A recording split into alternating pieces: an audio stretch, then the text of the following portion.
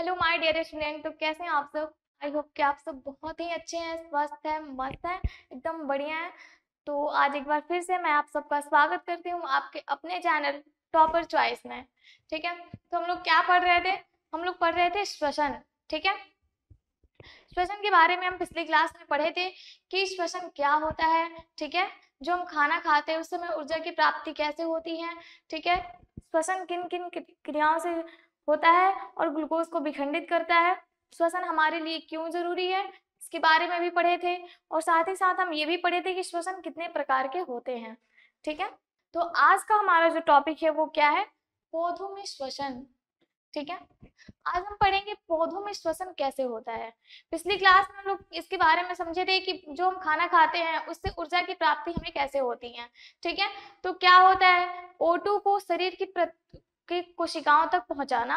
ठीक है, और CO2 को बाहर निकालने की प्रक्रिया क्या होती है? श्वसन होती है। और साथ ही साथ ऊर्जा का उत्पादन भी होता है। तो ऊर्जा का उत्पादन कैसे होता है? जैसे O2 गया, O2 कहाँ पहुंचता है? फेफड़े में पहुंचता है श्वास नली के द्वारा। जैसे वो फेफड़े में पहुंचता है तो वो कोशिकाओं तक कैसे पहुंचता है? ऑक्सीजन कोशिकाओं तक कैसे पहुंचता है? तो इसके बारे में आपको बताए थे कि जो ऑक्सीजन है वो रक्त में उपस्थित हेमोग्लोबिन के साथ संयोग करता है और कहाँ पहुंचता है? कोशिकाओं तक पहुंचता है। ठीक है, जैसे ही कोशिकाओं में पहुंचता है वो भोजन जो है, भोजन के जो पोषक तत्व है ग्लूकोज के रूप में संचित रहते हैं। तो जैसे ऑक्सीजन पहुंचता है तो ग्लूकोज ऑक्सीजन का वेट करता है कि कब तुम आओ और मुझे तोड़ो। जैसे ही ऑक्सीजन ग्लूकोज के पास पहुंचता है वो ग्लूकोज को तोड़ देता है। जब ग्लूकोज को तोड़ता है तो क्या क्या बनता है? CO2 बनता है, प्लस में H2O बनता है, प्लस में ऊर्जा बनती है। ठीक है, इतना हम पिछली क्लास में पढ़ चुके थे। ठीक है, इसके बाद हम समझे थे कि श्वसन कितने प्रकार के होते हैं। तो श्वसन कितने प्रकार के होते हैं? दो प्रकार के होते हैं। ठीक है, वायवीय श्वसन और अवायवीय श्वसन। ठीक है, वायवीय श्वसन क्या होता है? वैसा श्वसन जो ऑक्सीजन की उपस्थिति में होता है उसे क्या कहते हैं? उसे कहते हैं हम लोग वायवीय श्वसन। और वैसा श्वसन जो ऑक्सीजन की अनुपस्थिति में होता है उसे क्या कहते हैं? उसे कहते हैं हम लोग अवायवीय श्वसन। ठीक है, या अनॉक्सी श्वसन। अब वायवीय श्वसन में क्या होता है इसके बारे में भी हम जाने थे कि वायवीय श्वसन में ग्लूकोज का पूर्ण ऑक्सीकरण होता है। ठीक है, क्योंकि वहां पे ऑक्सीजन मौजूद रहता है। ठीक है, और अवायवीय श्वसन में ग्लूकोज का आंशिक ऑक्सीकरण होता है, पूर्ण ऑक्सीकरण नहीं होता है और उससे पर्याप्त मात्रा में ऊर्जा हमें नहीं मिल पाती है। ठीक है, जब वायवीय श्वसन में ग्लूकोज का विखंडन होता है तो क्या बनता है? CO2 बनता है, H2O बनता है, ऊर्जा बनती है।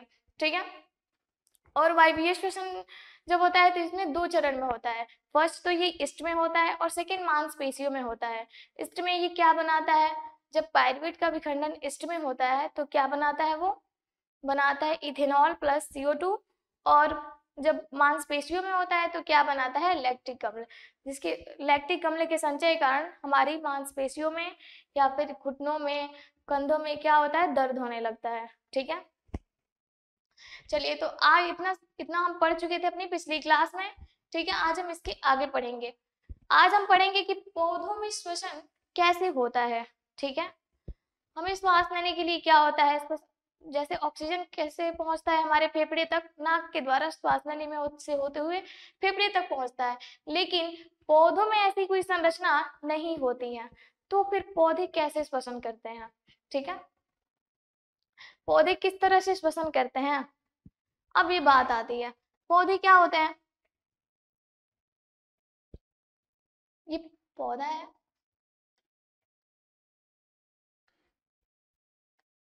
पौधा है। अब ये जो पौधा है क्या होता है? पौधा सजीव में आता है, सजीव के अंतर्गत आता है। तो क्या होगा इसमें? इसमें भी जैविक क्रियाएं होंगी। ठीक है, और श्वसन जैविक क्रियाओं के अंतर्गत आता है। तो श्वसन की जो क्रिया है वो पौधों में होगी। अब ये बात आती है कि पौधों में आखिर श्वसन कैसे होता है, इसको देखते हैं। ठीक है, एक पौधा हो गया,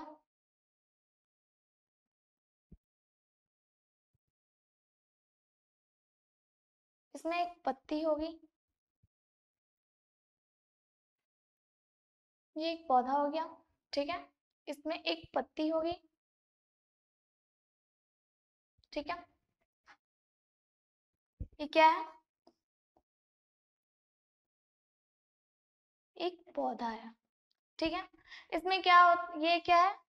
इसमें क्या पाए जाते हैं? पत्ती, ठीक है। ये पत्ती है, ये हुई पत्ती, ठीक है। अब इस पत्ती में क्या उपस्थित होते हैं? इस पत्ती में उपस्थित होते हैं छोटे छोटे रंध्र, ठीक है। इन्हें क्या कहते हैं? इन्हें कहते हैं हम लोग इंग्लिश में स्टोमटा,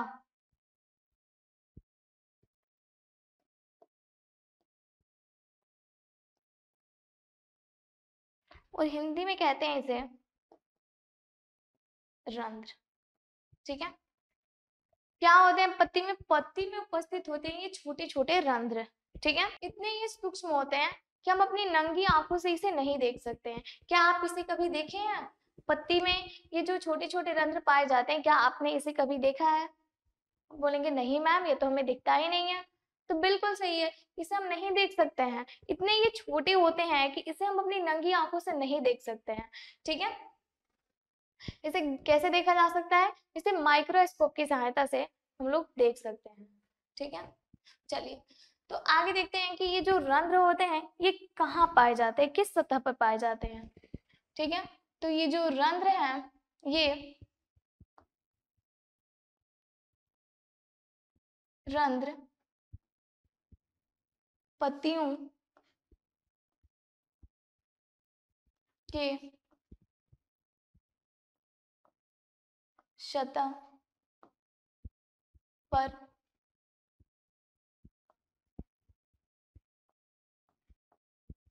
पाए जाते हैं, ठीक है। कहाँ पाए जाते हैं? ये जो रंध्र हैं ये कहाँ पाए जाते हैं? पत्तियों की सतह पे पाए जाते हैं, ठीक है। यहाँ तक क्लियर है? अब इस रंध्र का कार्य क्या होता है, ठीक है। ये रंध्र क्या काम करते हैं,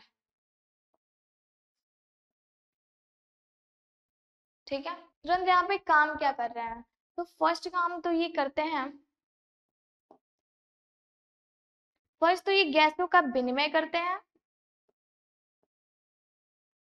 ठीक है।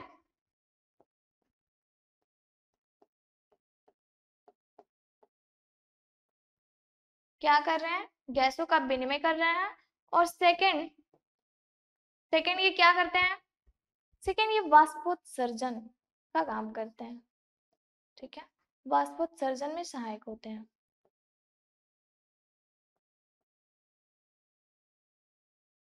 ठीक है।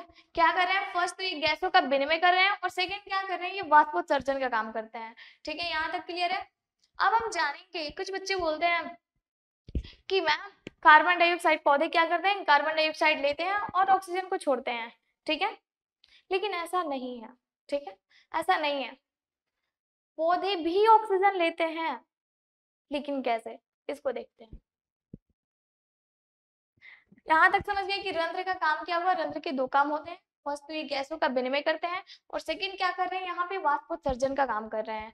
अब हम ये समझते हैं कि जो रंध्र है, अब ये जो पौधे हैं वो कैसे श्वसन करते हैं, ठीक है। दिन में करते हैं, रात में करते हैं। पौधे जो है वो ऑक्सीजन ही लेते हैं, लेकिन कब लेते हैं? रात में लेते हैं। क्योंकि दिन में जो पौधे होते हैं वो प्रकाश संश्लेषण की क्रिया करते हैं, और जब वो प्रकाश संश्लेषण की क्रिया करते हैं तो इस दौरान वो क्या करते हैं? वो कार्बन डाइऑक्साइड को लेते हैं और ऑक्सीजन को छोड़ते हैं, ठीक है। लेकिन रात में प्रकाश संश्लेषण की क्रिया नहीं होती है, क्योंकि सूर्य का प्रकाश नहीं होता है, ठीक है। पौधे अपना भोजन बनाने के लिए कौन सी क्रिया करते हैं? प्रकाश संश्लेषण की क्रिया करते हैं। तो उस स्थिति में जो पौधे हैं वो सूर्य का प्रकाश ग्रहण करते हैं और प्रकाश संश्लेषण की क्रिया करते हैं। फिर वो क्या करते हैं? वो कार्बन डाइऑक्साइड को लेते हैं और ऑक्सीजन को छोड़ते हैं, ठीक है। लेकिन रात में ये क्रिया नहीं होती है। तो रात में पौधे क्या लेते हैं? ऑक्सीजन लेते हैं, ठीक है, दिन में, ठीक है, दिन में।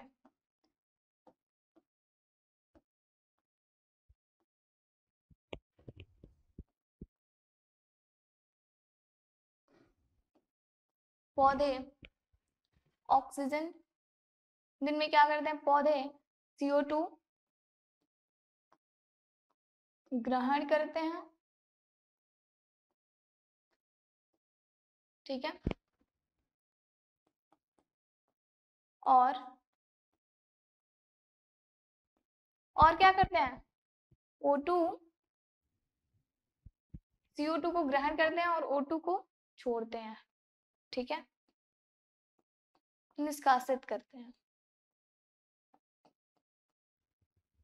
और रात में पौधे क्या करते हैं,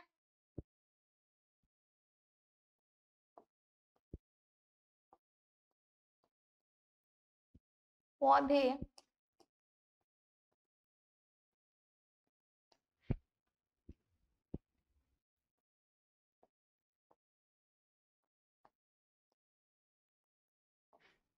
O2 को ग्रहण करते हैं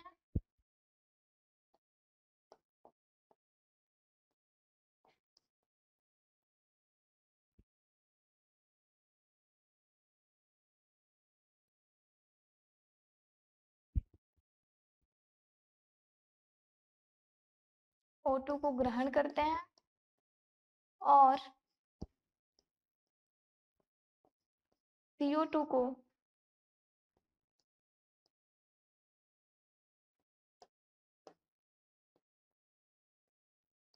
छोड़ते हैं, ठीक है।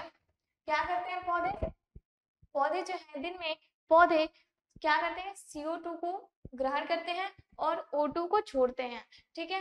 रात में पौधे क्या करते हैं, रात में पौधे O2 को ग्रहण करते हैं और CO2 को छोड़ते हैं। आप सुने होंगे गांव में एक कहा जाता है या फिर कि कहीं भी कि पौधों के नीचे नहीं सोना चाहिए, पेड़ के नीचे नहीं सोना चाहिए, ठीक है। क्यों नहीं सोना चाहिए, क्या रीजन है इसका? कुछ लोग बोलते हैं कि पौधों रात में पौधे के नीचे भूत होता है इसलिए वहां पे नहीं सोना चाहिए, ठीक है, लेकिन ऐसा नहीं है। इसके पीछे भी कोई रीजन है। क्या रीजन है? रीजन ये है कि पौधे जो है क्या करते हैं रात में वो कार्बन डाइऑक्साइड छोड़ते हैं, सॉरी हाँ कार्बन डाइऑक्साइड छोड़ते हैं और क्या करते हैं ऑक्सीजन को ग्रहण करते हैं, ठीक है। और हम क्या करते हैं, हम ऑक्सीजन लेते हैं, कार्बन डाइऑक्साइड छोड़ते हैं। जब पौधे कार्बन डाइऑक्साइड छोड़ रहे हैं तो हम क्या लेंगे, कार्बन डाइऑक्साइड। और कार्बन डाइऑक्साइड कैसी गैस होती है, एक घुटन महसूस करने वाली गैस होती है, ठीक है। तो इसलिए मृत्यु भी हो सकती है, इंसान की मृत्यु भी हो सकती है इस कंडीशन में। इसलिए हमें रात में पौधों के नीचे नहीं सोना चाहिए, ठीक है। रात में पौधों के नीचे नहीं सोना चाहिए। क्यों नहीं सोना चाहिए, क्योंकि रात में पौधे जो हैं वो क्या करते हैं, CO2 को छोड़ते हैं, O2 को ग्रहण करते हैं, यानी कि ऑक्सीजन को ग्रहण करते हैं और कार्बन डाइऑक्साइड को छोड़ते हैं, ठीक है। यहाँ तक क्लियर है। अब बात करते हैं कि ये जो रंध्र है वाष्पोत्सर्जन की क्रिया कर रहे हैं। तो वाष्पोत्सर्जन क्या होता है?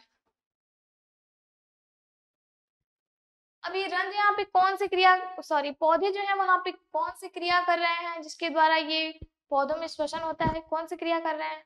तो कोई तो क्रिया कर रहे होंगे जिससे कि रंध्र के द्वारा ऑक्सीजन पहुंचता होगा पौधों में, है ना। तो कौन सी क्रिया कर रहे हैं, ये पौधे हैं, ठीक है।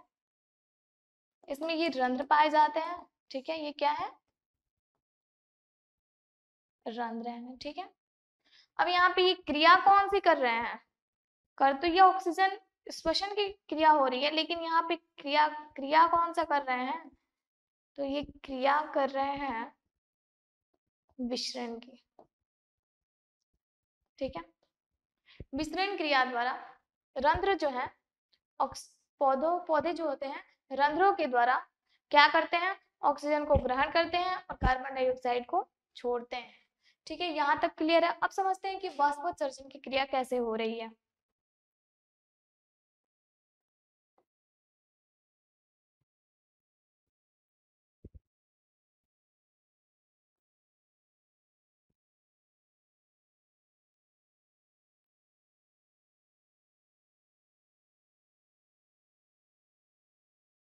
वाष्पोत्सर्जन की क्रिया क्या कैसे हो रही है, क्या होता है, इसका संधि विच्छेद कर दीजिए, वाष्प प्लस उत्सर्जन। अब यहाँ पे क्या होता है,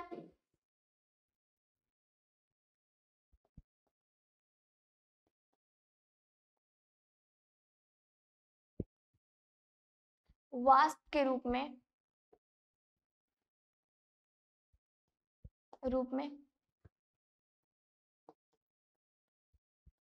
उत्सर्जन।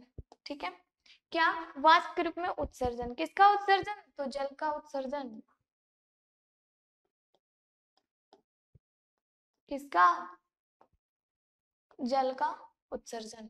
ठीक है, वाष्पोत्सर्जन हो रहा है। क्या हो रहा है यहाँ पे? वाष्पोत्सर्जन। वाष्प के रूप में किसका उत्सर्जन हो रहा है? जल का उत्सर्जन हो रहा है। ठीक है, अब ये जल का उत्सर्जन कैसे होता है? तो रंध्रों के द्वारा होता है। ठीक है, आप देखे होंगे जैसे आप पानी रखते हैं, ठीक है, आप गैस या हीटर पे पानी रखते हैं, ठीक है, आप पानी को रखते हैं, जैसे ही वो गर्म होता है तो पहले की अपेक्षा पानी की जो मात्रा है वो घट जाती है। क्यों घट जाती है? क्योंकि कुछ जो पानी के कण है वो वाष्प बन जाते हैं। ठीक है, तो पौधे के पास तो ऐसा कोई हीटर नहीं होता है, फिर ये कैसे वाष्पोत्सर्जन की क्रिया करते हैं? तो पौधे कैसे कर रहे हैं यहाँ पे वाष्पोत्सर्जन की क्रिया? ये कर रहे हैं सूर्य के द्वारा। सूर्य में क्या होता है? सूर्य में प्रकाश के साथ साथ और क्या होता है? ताप होता है, जिसके ताप के द्वारा ये वाष्प क्रिया, वाष्पन की क्रिया करते हैं। ठीक है, वाष्पोत्सर्जन की क्रिया करते हैं। ठीक है, जैसे आप पानी पीते हैं, ठीक है, पानी पीते हैं, आपको कह दिया जाए कि आप एक बाल्टी पानी पी जाइए, क्या आप पी जाएंगे? नहीं, नहीं पी पाएंगे। और पी भी जाएंगे तो जो मात्रा अधिक हो जाएगी पानी की, वो क्या होगा? वो शरीर से बाहर निकल जाएगा, वोमिटिंग हो जाएगी। ठीक है, तो यहाँ भी पौधों को जितनी जरूरत है पानी की, उतना ही पानी ग्रहण करते हैं। ठीक है, उतना जल ग्रहण करते हैं, और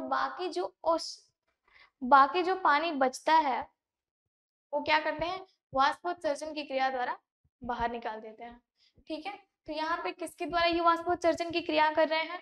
तो ये सूर्य के द्वारा कर रहे हैं। सूर्य में क्या होता है? ताप होता है। ठीक है, और ये रंध्र के द्वारा क्या करते हैं? वाष्पोत्सर्जन की क्रिया करते हैं। ठीक है, क्या हो रहा है? वाष्पन की क्रिया जो है जल। अब वाष्पन का यहाँ वाष्पोत्सर्जन का महत्व क्या है? ठीक है,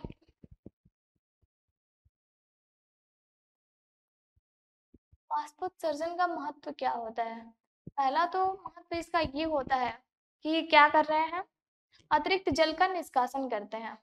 जो अतिरिक्त जल होते हैं, अतिरिक्त जल का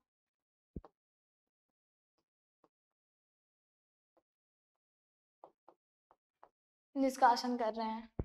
जो अतिरिक्त जल होते हैं वो किसके द्वारा बाहर निकलते हैं? वाष्पोत्सर्जन की क्रिया द्वारा निकलते हैं। ठीक है, सेकंड क्या कर रहे हैं?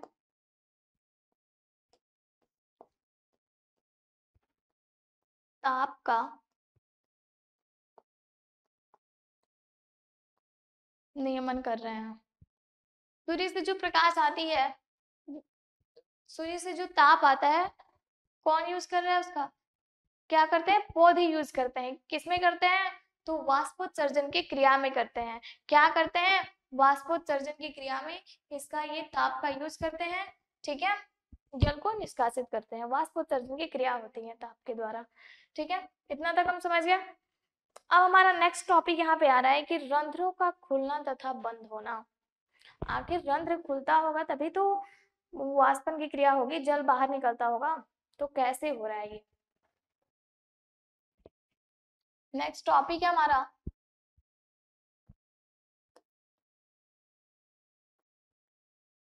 रंध्रों का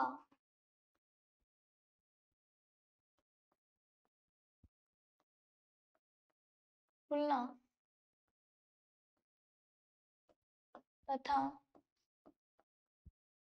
बंद होना। ठीक है, ये किसके द्वारा होता है? रंध्रों का खुलना तथा बंद होना किसके द्वारा होता है? ठीक है, रंध्र कैसे खुलते हैं? तो रंध्रों का खुलना तथा, जैसे रंध्र खुलता है क्या होता है? जल उत्सर्जित हो जाता है, जल निष्कासित हो जाता है। ठीक है, और फिर क्या होते हैं? रंध्र जो है वो बंद हो जाते हैं। ठीक है, जैसे ही उनकी क्रिया हो जाती है, पहला क्या करते हैं, गैसों का विनिमय करते हैं, गैसों का आदान प्रदान करते हैं, और सेकंड क्या कर रहे हैं, ये सेकंड वाष्पोत्सर्जन की क्रिया कर रहे हैं। इसके फलस्वरूप क्या होते हैं, रंध्र बंद हो जाते हैं। ठीक है, तो इन रंध्रों के खुलने तथा बंद होने की क्रिया को नियंत्रित कौन कर रहा है? जैसे आपके घर में आपको नियंत्रित करने के लिए तो कोई ना कोई होगा, कोई तो नियंत्रित कर रहा होगा।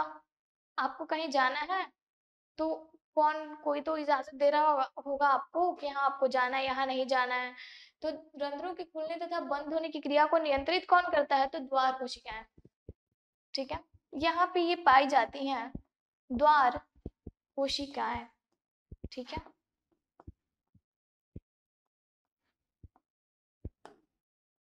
ये द्वार कोशिकाएं यहाँ पे पाई जाती हैं, जो रंध्रों के खुलने तथा बंद होने की क्रिया को क्या कर रही हैं, नियंत्रित कर रही हैं।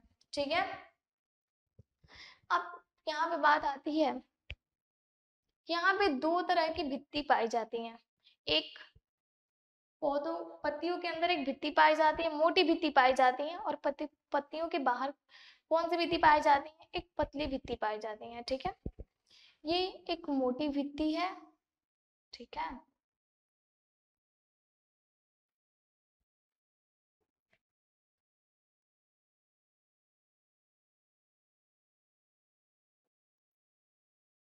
और ये पतली भित्ति है।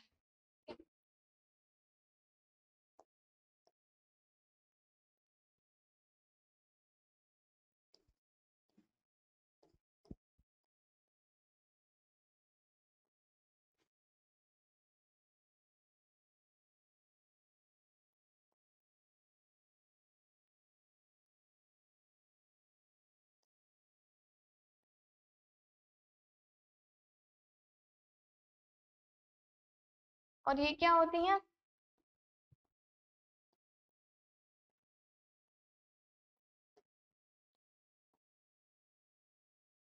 पत्तियों की पतली भित्ति होती है। ठीक है, ये क्या कहा होता है, पत्तियों के अंदर एक मोटी भित्ति पाई जाती है। ठीक है, और ये पत्तियों के बाहर, सॉरी बाहर, बाहर ये पतली भित्ति पाई जाती। ठीक है, अब ये मोटी भित्ति क्या कर रही है, अब ये मोटी भित्ति जो है वो पतली भित्ति को धक्का दे रही है। अगर कोई मोटा इंसान है, अगर पतले इंसान को धक्का देगा तो क्या होगा, वो गिर जाएगा। ठीक है, तो यहाँ पे ये जो मोटी भित्ति है वो क्या कर रही है, पतली भित्ति को धक्का देती है। ठीक है, तो क्या होता है, रंध्र जो होते हैं वो खुल जाते हैं। क्या होते हैं, रंध्र खुल जाते हैं। ठीक है, अब यहाँ पे पौधों में श्वसन होता है समाप्त। क्या हो रहा है यहाँ पे, पौधे जो है वो विसरण क्रिया द्वारा रंध्रों के द्वारा क्या कर रहे हैं, गैसों का आदान प्रदान करते हैं, और साथ ही साथ जो अतिरिक्त जल की मात्रा होती है वो वाष्पोत्सर्जन की क्रिया द्वारा क्या करते हैं, बाहर निकाल देते हैं। ठीक है, यहाँ तक हम समझ गए। रंध्रों का खुलना तथा बंद होने की क्रिया जो है किसके द्वारा नियंत्रित हो रही है, तो द्वार कोशिकाओं के द्वारा हो रही है।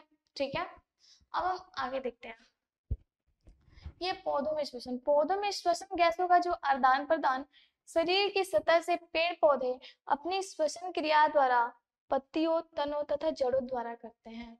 ठीक है, विशेषकर ये पत्तियों द्वारा करते हैं। पत्तियों में रंध्र पाए जाते हैं जिसके द्वारा पेड़ पौधे क्या करते हैं, सांस लेते हैं। ठीक है, तो पत्तियों में श्वसन क्रिया कैसे हो रही है, किसके द्वारा हो रही है, रंध्रों के द्वारा हो रही है। ठीक है, तने में वात रंध्र पाए जाते हैं जिसके द्वारा पेड़ पौधे सांस लेते हैं। ठीक है, तने में भी वात रंध्र पाए जाते हैं। जड़ों के मूल रोम द्वारा गैसों का आदान प्रदान किया जाता है। जड़ों के अंदर मूल रोम पाए जाते हैं। ठीक है, जैसे हम जड़ में क्या करते हैं, पानी डालते हैं, ना, पानी डालते हैं तो पानी में क्या होता है, पानी में ऑक्सीजन होता है। तो इस ऑक्सीजन का उपयोग पेड़ पौधे जो है क्या करते हैं, ये गैसों के आदान प्रदान करते हैं। इस ऑक्सीजन को क्या करते हैं, वो लेते हैं और CO2 को छोड़ते हैं। तो यहाँ से भी ऑक्सीजन मूल रोम के द्वारा ग्रहण किया जाता है। ठीक है, यहाँ तक रहा हमारा पौधों में श्वसन। अब हम समझते हैं कि एक कोशिकीय जीव जो है वो आखिर श्वसन क्रिया कैसे करते हैं। ठीक है, अब सूक्ष्म जीवों में आखिर श्वसन कैसे होता है, हम यहाँ तो समझ गए कि पौधों में श्वसन कैसे हो रहा है। ठीक है, अब यहाँ सूक्ष्म जीवों में श्वसन कैसे होता है। ठीक है, एक कोशिकीय जीवों में श्वसन गैसों का आदान प्रदान कोशिका झिल्ली से विसरण द्वारा होता है। ठीक है, किसके द्वारा हो रहा है? कोशिका झिल्ली से विसरण द्वारा हो रहा है। और कोशिका झिल्ली कैसी कोशिकांग होते हैं? ये अर्धपरागम्य होते हैं, यानी कि कुछ पदार्थों को ही आर पार करते हैं, सारे पदार्थों को नहीं, इसलिए इसे अर्धपरागम्य झिल्ली कहते हैं। ठीक है, किसके द्वारा कर रहे हैं? विसरण क्रिया द्वारा करते हैं। ठीक है, अब बहुकोशिकीय जीवों में श्वसन जीवों की उपापचयी क्रियाओं के लिए अधिक ऊर्जा की आवश्यकता होती है। ठीक है, जीवन की जैविक क्रियाओं के लिए क्या होती है? अधिक ऊर्जा की आवश्यकता होती है। ठीक है, तो इन्हें अधिक ऑक्सीजन की जरूरत होगी, तो इसके लिए क्या पाए जाते हैं? इसमें विशेष अंग पाए जाते हैं। ठीक है, तो जंतुओं में सामान्यतः 3 प्रकार के क्या होते हैं? श्वसनांग पाए जाते हैं। कौन कौन से पाए जाते हैं? ये श्वास नली पाई जाती है, श्वास नली या ट्रैकिया। ठीक है, 3 तरह के श्वसनांग होते हैं जंतुओं में। पहला श्वास नली या ट्रैकिया, सेकंड गिल्स और थर्ड फेफड़े। ठीक है, 3 तरह के जो है वो यहाँ पे क्या पाए जाते हैं? श्वसनांग पाए जाते हैं। ठीक है, अब सूक्ष्म जीव तो हो गए, अब बहुकोशिकीय जीवों में ये जो श्वास नली है इसके द्वारा किसमें श्वसन होता है? ठीक है, अब देखिए जो श्वास नली या ट्रैकिया है, ट्रैकिया द्वारा श्वसन जो है कीटों जैसे टिड्डा, तिलचट्टा में होता है। ठीक है, कहाँ होता है? तिलचट्टा या टिड्डा में श्वास नली के द्वारा श्वसन होता है। ठीक है, अब श्वास नली ये होते हैं श्वास नली। ठीक है, ये सारी जो है ये श्वास नली होती हैं। ठीक है, ये श्वास नली होती है। इस श्वास नली के द्वारा क्या कर रहे हैं? ये जो कॉकरोच होते हैं ये श्वसन करते हैं। ठीक है, श्वास नली में क्या होता है? इसमें हीमोग्लोबिन ट्रैकिया सॉरी ये जो तिलचट्टे होते हैं इसमें हीमोग्लोबिन नहीं पाया जाता है। ठीक है, हीमोग्लोबिन क्योंकि इसमें रक्त नहीं पाया जाता, रक्त नहीं पाया जाता तो क्या होते हैं? इसमें हीमोग्लोबिन भी नहीं पाए जाते हैं। ठीक है, हीमोग्लोबिन नहीं पाए जाते हैं, श्वास नली या ट्रैकिया के द्वारा क्या कर रहे हैं? ये श्वसन करते हैं। ठीक है, अब आगे देखते हैं। अब देखते हैं गिल्स। गिल्स द्वारा किसमें श्वसन हो रहा है? ठीक है, गिल्स द्वारा श्वसन मछलियों में होता है। ठीक है, क्या पाए जाते हैं श्वसन के लिए? मछलियों में गिल्स पाए जाते हैं। गिल्स एक विशेष प्रकार की रचना होती है जो कहाँ पाई जाती है? मछलियों में पाई जाती हैं, और मछली जो है वो गिल्स के द्वारा अपना श्वसन करती हैं। ठीक है, अब ये गिल्स क्या होते हैं? लगातार जल के संपर्क में रहते हैं। ठीक है, गिल्स कहाँ स्थित होते हैं? ये मछलियों की आंख के ठीक पीछे स्थित होते हैं। ठीक है, ये गिल्स कहाँ उपस्थित होते हैं? मछलियों की आंख के ठीक पीछे उपस्थित होते हैं। क्या ये गिल्स उपस्थित होते हैं? ठीक है, एक तरफ गिल्स जो है वो कहाँ पे खुलता है? ग्रसनी या फायरेक्स में खुलता है, और दूसरी तरफ ये कहाँ खुल रहा है? शरीर के बाहर खुलता है। ठीक है, अब मछली क्या हो रही है? मछली जल में रहती है। ठीक है, कहाँ रहती है? जल में रहती है। ठीक है, तो जल के द्वारा ये क्या करती हैं? जल को लेती है। गिल्स भी कहाँ होता है? जल में होता है। जैसे ये मुख में जल को ले रही है, मुख से जो जल है वो कहाँ पहुंचता है? ग्रसनी में पहुंचता है। ठीक है, ग्रसनी से होते हुए आहार नली में चला जाता है। जो भोजन होते हैं, जल में उपस्थित जो भोजन होते हैं वो कहाँ पहुंच जाते हैं? आहार नली में पहुंच जाते हैं, और ये गिल्स भी उपस्थित है। ठीक है, जल में क्या पाया जाता है? जल किनका किनका मिश्रण होता है? Hydrogen plus oxygen. ठीक है, इसमें हाइड्रोजन होता है और ऑक्सीजन होता है। ठीक है, और ये जो ऑक्सीजन है वो गिल्स की रक्त वाहिनियों से कहाँ पहुंच जाते हैं? रक्त में चले जाते हैं। रक्त वाहिनियों से होकर ये ऑक्सीजन जो है वो रक्त में चला जाता है, और जो रक्त से आई कार्बन डाइऑक्साइड है, ठीक है, वो जल के साथ फिर नाक से सॉरी ये मुख से होते हुए बाहर निकल जाते हैं। ठीक है, ऐसे होती है इसमें श्वसन की क्रिया। ठीक है, तो आप समझ गए कि मछलियों में श्वसन क्रिया कैसे हो रही है, तो किसके द्वारा हो रही है? गिल्स के द्वारा हो रही है। ठीक है, अब आता है फेफड़ा। उपसंग वर्टिब्रेटा के उच्च वर्गीय जंतुओं में श्वसन के लिए क्या पाए जाते हैं? फेफड़ा पाया जाता है। ठीक है, उपसंग वर्टिब्रेटा कौन से होते हैं? इसमें कौन कौन से आते हैं? मनुष्य आते हैं। ठीक है, मेढक आते हैं। ये क्या होते हैं? सॉरी मेढक आते हैं वर्टिब्रेटा में। ठीक है, तो किसके द्वारा ये श्वसन करते हैं? फेफड़े के द्वारा श्वसन करते हैं। ठीक है, वर्ग एम्फीबिया होता है। फेफड़े के अतिरिक्त त्वचा तथा मुख ग्रसनी से भी इनमें श्वसन होता है। कैसे होता है? त्वचा तथा मुख ग्रसनी से भी इनमें श्वसन होता है। ठीक है, तो चलिए आज इतना ही। हम समझ गए कि कोशिकीय जीवों में श्वसन कैसे हो रहा है, साथ ही साथ पौधों में श्वसन कैसे हो रहा है। अब हम आगे की क्लास में पढ़ेंगे कि मानव में श्वसन कैसे होता है। ठीक है, मानव श्वसन तंत्र के बारे में आगे हम पढ़ेंगे। क्या पढ़ेंगे? हम पढ़ेंगे आगे मानव श्वसन तंत्र। ठीक है, तो चलिए आज की क्लास को यहीं खत्म करते हैं। मिलते हैं हम लोग अपनी अगली क्लास में मानव श्वसन तंत्र के साथ।